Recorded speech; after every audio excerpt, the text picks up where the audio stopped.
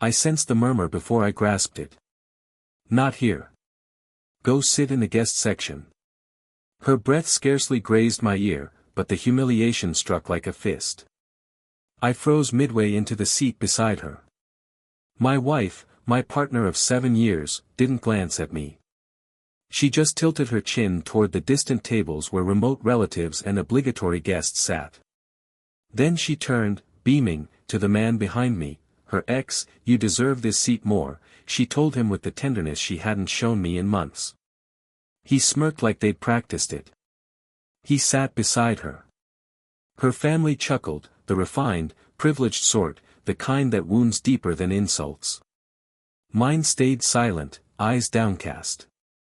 So I stood, smoothed my suit, buttoned it neatly, and I said one thing calmly: carry on. They did for about 15 minutes.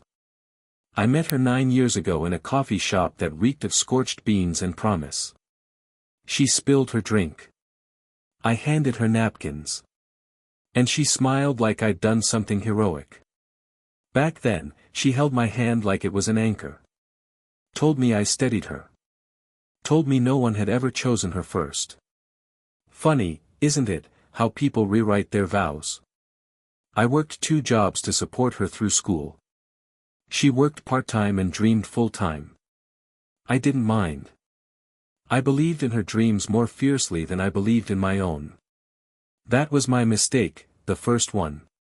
The changes were subtle at first. New perfume, late nights, her phone suddenly face down. Passcode upgraded from 4 digits to 8. She laughed more at her screen than at anything I said. And once, when she thought I was asleep, she whispered someone's name. His. I didn't confront her.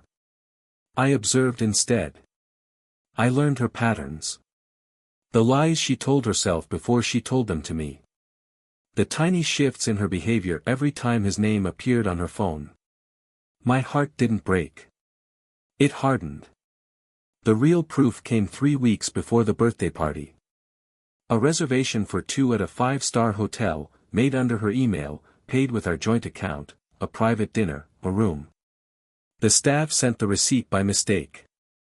I stared at it for a long moment. Not in shock, in silence. Silence is where truth arranges itself neatly. I knew then that she wasn't just drifting. She jumped ship. She just hadn't told me she'd chosen a lifeboat shaped like her rich ex. I didn't react. That was my second mistake. At least that's what she'll say. But my restraint wasn't surrender. It was planning. I started with finances. Quietly moved half of our joint savings into an account only I controlled, perfectly legal, perfectly documented. The other half I left there. Let her think she still had access. I met with a lawyer, gave him everything, the receipts, the timelines, the messages I'd pulled from our cloud backup. She forgot I set it up years ago. We drafted divorce papers that made the financial landscape look like a desert on her side and a fortress on mine. Next came the house. I took my name off none of it. She had no income on record that could carry the mortgage alone. Her ex, he had money, yes, but no reason to bail her out. Men like him prefer borrowed things, not broken ones. Finally, I arranged her moment of revelation. The stage, the audience, her birthday party. She planned it like a queen preparing her coronation. Expensive hall, glittering lights, a guest list full of people she suddenly needed to impress. Perfect.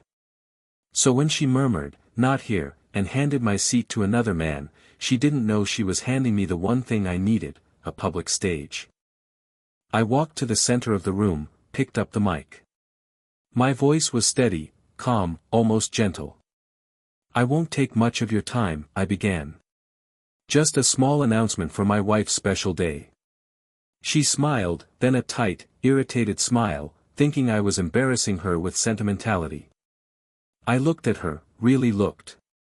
Then I placed the divorce papers on the table in front of her, signed. The screen behind me lit up. My lawyer had done his part. Hotel receipts, messages, time-stamped calls, her laughter recorded during one of her late-night talks with him. Her family stopped laughing. The ex's smirk cracked into panic and she went pale. I didn't raise my voice, didn't accuse, didn't plead.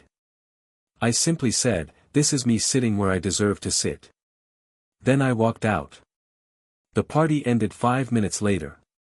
People ask if I'm okay. I am better than okay. I am free. And sometimes freedom doesn't come from breaking chains, but from showing the person who forged them that you learned to pick locks in silence.